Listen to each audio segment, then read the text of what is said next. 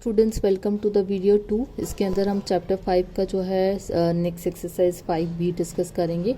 उससे पहले हमें समझना पड़ेगा कि 5B के अंदर हमें क्या क्या कंटेंट्स दे रखे हैं। यहाँ पर हमें रूल्स फॉर ज्योमेट्री में किस तरीके से, मतलब हम दो चीज़ें पढ़ेंगे। एक ये है कि हमारे पास अलजेब्रा का हम अर्थमेटिक्स में किस तरीके से इस्तेमाल करते हैं, और ज्योमेट्री में जो है अलजेब्रा का किस तरीके से इस्तेमाल करते हैं। जो हमारी मैथ्स होती है उसकी बहुत सारी ब्रांचेस होती हैं, तो हमारी अलजेब्रा हमारे लिए एक बिल्कुल नई चीज़ थी जो हमें समझा कि उसके अंदर क्या हम पढ़ते हैं, फिर हम उसको ज्योमेट्री में कैसे यूज़ करते हैं या अर्थमेटिक में कैसे यूज़ करते हैं। तो वही हमारा 5B एक्सरसाइज का बेसिक है। तो हमें सबसे पहले जैसे इसमें एक एग्जांपल ले रहे हैं कि किस तरीके से हम ज्योमेट्री में अलजेब्रा का यूज़ कर रहे हैं। जैसे हम नॉर्मली जो है स्क्वायर की पेरीमीटर निकालते हैं, उसमें हमें साइड पता होती है, लेकिन अगर हमें साइड नहीं पता होती है तो साइड को हम एक्स मानते हैं, और हम जानते हैं कि जो पेरीमीटर होती है वो 4 इंटू साइड होती है, तो हम पेरीमीटर को लिख सकते हैं 4x। इसी तरीके से अलजेब्रा का हम अर्थमेटिक में कैसे यूज़ करते हैं, हमने अलग अलग तरह की प्रॉपर्टीज़ पढ़ी हैं। जो हमारी फर्स्ट प्रॉपर्टी है वो क्यूमिटेटिव होती है। क्यूमिटेटिव में हमने दो वेरिएबल्स माने हैं। वेरिएबल्स मतलब ये नंबर कुछ भी हो सकते हैं, कभी 2 3 हो सकते हैं, कभी 4 5 हो सकते हैं। तो जब हम इसको किसी भी ऑर्डर में ऐड करें तो इनका आंसर जो है वो सेम आता है। तो हमने इस प्रॉपर्टी को बताने के लिए वेरिएबल्स का इस्तेमाल किया है। इसका मतलब ये अलजेब्रा का हम यूज़ कर रहे हैं किसके अंदर, अर्थमेटिक के अंदर। इसी तरीके से जब हमारे पास 3 वेरिएबल्स होते हैं तो हम लोग 3 वेरिएबल्स को अगर ऐड करते हैं तो हम किसी भी ऑर्डर में ऐड करें, पहले 2 नंबर्स को ऐड करके तीसरे को ऐड कर रहे हैं, या लास्ट के 2 नंबर्स को ऐड करके फर्स्ट में ऐड कर रहे हैं। तो जब हमारे पास 3 वेरिएबल्स होते हैं तो उसको हम एसोसिएटिव प्रॉपर्टी कहते हैं। तो यहाँ पर एसोसिएटिव प्रॉपर्टी को एक्सप्रेस करने के लिए भी हम वेरिएबल्स का यूज़ कर रहे हैं। तो ये जो है हमारी क्या कहलाती है, अलजेब्रा का जो यूज़ है अर्थमेटिक में, वो हम यहाँ पर समझ रहे हैं। इसके बाद हमने नेक्स्ट प्रॉपर्टी जो पढ़ी थी वो है हमारी क्यूमिटेटिव प्रॉपर्टी ऑफ मल्टीप्लिकेशन। इसी तरीके से जो है क्यूमिटेटिव प्रॉपर्टी मल्टीप्लिकेशन भी होती है। इसका कहने का मतलब ये है कि अगर हम लोग ए और बी को मल्टीप्लाई कर रहे हैं या बी या ए को मल्टीप्लाई कर रहे हैं तो हमारा आंसर क्या आता है, सेम आता है। ये मल्टीप्लिकेशन के लिए है। उसके बाद हमारे पास में एसोसिएटिव प्रॉपर्टी भी आती है। एसोसिएटिव प्रॉपर्टी का मतलब क्या हो गया, हमारे पास 3 वेरिएबल्स आ जाएंगे जैसे अभी जस्ट हमने देखा था। तो एसोसिएटिव प्रॉपर्टी में अगर हम ले रहे हैं तो उस कंडीशन में क्या हो जाएगा, हमें 3 वेरिएबल्स को चूज़ करना पड़ेगा। 3 वेरिएबल्स मतलब हमने पहले ए और बी को मल्टीप्लाई कर दिया, फिर इसको सी से मल्टीप्लाई कर दिया, या हमने बी और सी को मल्टीप्लाई करा फिर उसको हमने ए से मल्टीप्लाई किया। तो हमारा आंसर जो है वो दोनों कंडीशन में जो है सेम आएगा। तो जब हमारे पास 3 वेरिएबल्स होते हैं तो इसको एसोसिएटिव प्रॉपर्टी कहते हैं। अगर 2 वेरिएबल्स होते हैं तो ये कम्यूटेटिव प्रॉपर्टी ऑफ एडिशन हो गई, ये कम्यूटेटिव प्रॉपर्टी ऑफ मल्टीप्लिकेशन हो गई। इसी तरीके से अगर हमारे पास में एक डिस्ट्रीब्यूटिव प्रॉपर्टी भी आती है। डिस्ट्रीब्यूटिव प्रॉपर्टी को हम कैसे लिख सकते हैं, अभी हमें समझना है। जो लास्ट प्रॉपर्टी है वो क्या है, डिस्ट्रीब्यूटिव प्रॉपर्टी।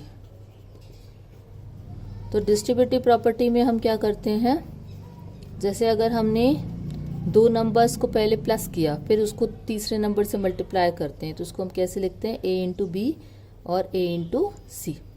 ये जो है distributive property of multiplication over addition है, क्योंकि यहाँ मल्टीप्लिकेशन और ऐड हो रहा है। कई बार हमें सब्ट्रैक्शन के लिए भी करना पड़ता है, A into B minus B into A into C. तो इसको हम बोलते हैं distributive property of multiplication over subtraction. तो यहाँ पे हमने प्रॉपर्टीज़ को एक्सप्रेस करने के लिए जो है वेरिएबल्स का इस्तेमाल किया, यानी कि हम अलजेब्रा का यूज़ कर रहे हैं। अब इसी बेसिस पे हमको क्या करना है, अपनी जो एक्सरसाइज 5B है उसको उसके क्वेश्चंस को सॉल्व करना है। इसके अंदर जो है नॉर्मल हम लोग जब पेरीमीटर या एरिया निकालते हैं तो हमारे को नंबर्स मिलते हैं, लेकिन अभी जो हमारी एक्सरसाइज 5B है उसके अंदर हमारे पास नंबर्स नहीं है। हमें क्या कर रखा है, एक वर्ड प्रॉब्लम दे रखी है और उसके अकॉर्डिंगली हमें क्या करना है, अपना आंसर निकालना है। The side of a square is taken as B, यानी कि हम क्या कर रहे हैं, इसमें डायग्राम बना लेते हैं। एक हमारे पास में स्क्वायर है, उसकी साइड हमें क्या दे रखी है, बी। स्क्वायर की दोनों साइड सेम रहती है, तो उसको उन्होंने पेरीमीटर के लिए बोल रखा है। अगर अब उसका पेरीमीटर निकालेंगे तो पेरीमीटर का मतलब क्या होता है, 4 इंटू साइड। इसी तरीके से अगर एरिया निकालेंगे तो बी इंटू बी। तो इस तरीके से हमें वेरिएबल के फॉर्म में क्या करना है, यहाँ पर क्वेश्चंस को के आंसर्स को एक्सप्रेस करना है। उसके बाद अगर हम क्वेश्चन नंबर 2 में जाते हैं तो उन्होंने हमें एक डेकागन के बारे में बोल रखा है। जो हमारा डेकागन होता है उसमें कितनी साइड्स होती हैं, 10 साइड्स होती हैं। अब रेगुलर है यानी कि हर साइड की लेंथ क्या होती है, बराबर होती है। अगर आपको पेरीमीटर के लिए बोला जाए तो पेरीमीटर का मतलब number of side into length, और आपके क्वेश्चन में जो उसकी लेंथ है वो कितनी दे रखी है, r, तो हमारा आंसर कितना आ जाएगा 10r। आगे आपको कुछ करने की ज़रूरत नहीं है। उसके बाद इन्होंने हमें थर्ड क्वेश्चन में बोला है कि हमारे पास एक आइसोसेलेस ट्राइंगल है। आइसोसेलेस ट्राइंगल के लिए आपको समझ लेना है कि जो ट्राइंगल होता है उसकी अगर 2 साइड्स बराबर होती है और इसकी साइड्स को उन्होंने वाई वाई बोला है और जो तीसरी साइड बचती है उसको एक्स बोल रहे हैं, और इन्होंने हमें क्या बोला, पेरीमीटर निकालो।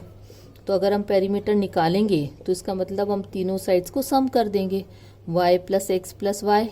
अब ये 2y होते हैं तो इसको हम क्या लिखते हैं, 2y प्लस एक्स। तो ये हमारा आंसर आ गया। हमें और जैसे नॉर्मली हम लोग नंबर्स के साथ में वो करते हैं। उसके बाद हमें क्वेश्चन नंबर जो है 4 में जाना है। क्वेश्चन नंबर 4 में हमें क्यूब के बारे में बता रखा है। क्यूब जो है हम नॉर्मली जब लूडो खेलते हैं या स्नेक्स एंड लैडर्स कहते हैं उसमें यूज़ करते हैं। इसका जो स्क्वायर जो है फेस होती है, इसमें 12 एजेस होती हैं और इनकी जो इसकी साइड है उन्होंने अपने क्वेश्चन में क्या दे रखी है, ए दे रखी है। और उसने बोला कि ये जितनी भी 12 एजेस हैं इनकी टोटल लेंथ कितनी है।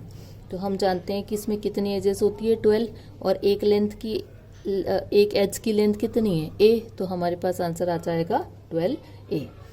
उसके बाद फिफ्थ क्वेश्चन में इन्होंने हमें एक सर्कल के बारे में इंफॉर्मेशन दे रखी है। सर्कल के अंदर डायमीटर और रेडियस का रिलेशन हमको क्या करना है, निकालना है। लेकिन पहले हमें समझना पड़ेगा कि सर्कल के अंदर कौन सा डायमीटर होता है और कौन सा रेडियस होती है। तो हम क्वेश्चन 5 कर रहे हैं, इसके अंदर हमारे पास में एक सर्कल है।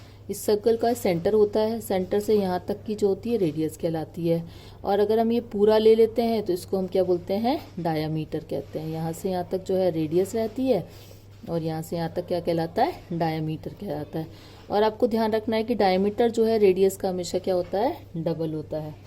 तो हमें यही एक्सप्रेशन उन्होंने लिखने को बोला कि डायमीटर जो है रेडियस का डबल होगा, तो आप इसको कैसे एक्सप्रेस करोगे। अब हम क्वेश्चन नंबर 6 के अंदर जाते हैं। क्वेश्चन नंबर 6 के अंदर अगर आप अपनी टेक्स्ट बुक के अंदर देखते हैं तो आपको जो है कुछ एक्सप्रेशन दे रखे हैं। उन एक्सप्रेशन का क्या करना है, आपको फाइंड आउट करना है आंसर कि कौन सी प्रॉपर्टी ये यूज़ कर रहे हैं। a into B equal to B into A, ये हम जानते हैं अच्छे से कि जब नंबर का ऑर्डर चेंज कर देते हैं और आंसर वही आता है तो उसको हम क्या बोलते हैं, क्यूमुलेटिव प्रॉपर्टी कहते हैं।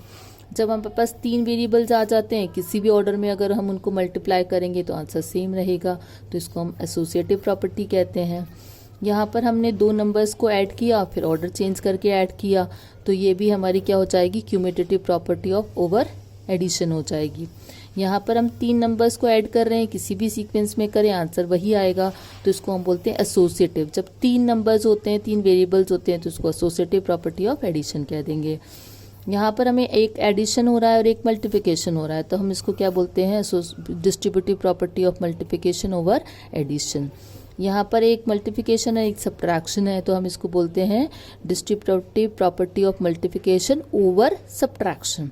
तो हमें कुछ नहीं करना था, सिर्फ इन एक्सप्रेशन को ऑब्जर्व करना था और इसके नीचे आपको प्रॉपर्टी का नाम लिखना है।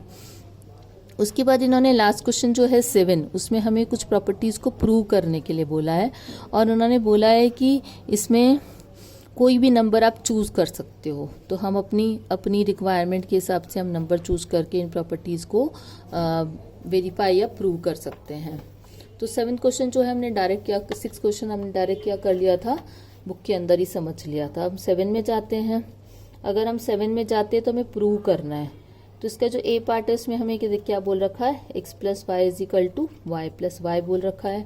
अब इसमें क्योंकि वेरिएबल होता है, इसका कोई भी जो है वैल्यू हो सकती है, तो आप x और y की वैल्यू खुद से भी ले सकते हो। जैसे आपने x की वैल्यू 1 ले ली और y की वैल्यू 2 ले ली, तो इसको हम LHS कहते हैं। इसको हम LHS को कैसे लिखेंगे, x प्लस वाई लिखेंगे।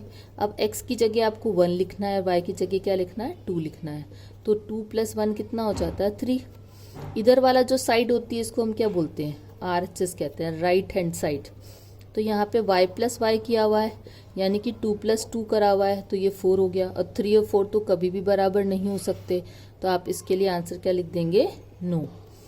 इसी तरीके से उन्होंने नेक्स्ट एक्सप्रेशन में जो है हमको बी पार्ट जो बोल रखा है, इसमें इसी तरीके से हमें x और y की क्या करना है, वैल्यू लेनी है अलग अलग, और y माइनस एक्स करना है। x माइनस वाई, जैसे अगर आपने सेम वैल्यू रखी है तो आप यहाँ पे 1 माइनस 2 लिखते हैं और यहाँ पर जो है 2 माइनस 1 कर दे तो यहाँ पे -1 आएगा, क्योंकि बड़े में से छोटे में से बड़े नंबर को माइनस कर रहे हैं तो यहाँ पे 1 आएगा। और -1 और 1 कभी भी बराबर नहीं हो सकता, तो यहाँ पे भी आपको क्या करना पड़ेगा, क्या लिखना पड़ेगा, नो। अब इसके बाद में जैसे अगर हम डी प्रॉपर्टी की बात करते हैं, जैसे अगर हमारा डी क्वेश्चन आता है तो डी क्वेश्चन के अंदर हमको जो है 3 वेरिएबल्स के लिए बोला गया है, तो हम 7th का डी कर रहे हैं क्योंकि यहाँ पे हमें 3 वेरिएबल्स को कैसे यूज़ करना है वो भी समझना है। x into y plus z is equal to y plus z into x. तो इसमें हम x की कोई भी वैल्यू ले सकते हैं, जैसे 1 ले लिया, y की वैल्यू 2 ले ली और z की वैल्यू जो है मान लो 0 ले लेते हैं, ठीक है, तो 0 लेने से आसानी रहेगी। अब ये वाला LHS होता है, LHS में 1 इंटू वाई की वैल्यू आपने लिखा 2 प्लस 0 और यहाँ पर आपका क्या है, y प्लस जेड है तो 2 प्लस 0 और x की जगह आप क्या लिख लोगे, 1। 2 में अगर 0 ऐड करते हैं तो वो 2 ही होता है। इसी तरीके से यहाँ पे भी 2 पे 0 ऐड करेंगे तो वही रहेगा, यानी कि 2 इंटू 1 हो रहा है, यहाँ पे 2 मिल रहा है और यहाँ पे भी आपको 2 मिल रहा है, यानी कि दोनों जो साइड्स में आपको वैल्यू सेम मिल रही है तो यहाँ पे आप बोलोगे कि हाँ ये प्रॉपर्टी जो है वेरीफाई हो रही है। लास्ट में हमें आंसर लिखना है यस। तो यहाँ पर हमने डिस्कस किया था कि किस तरीके से हम अलजेब्रे का इस्तेमाल ज्योमेट्री और उसके अंदर करते हैं। नेक्स्ट में हमें वेरिएबल्स के फॉर्म में एक्सप्रेशन बनाना सीखना है, जो हम नेक्स्ट वीडियो में डिस्कस करेंगे।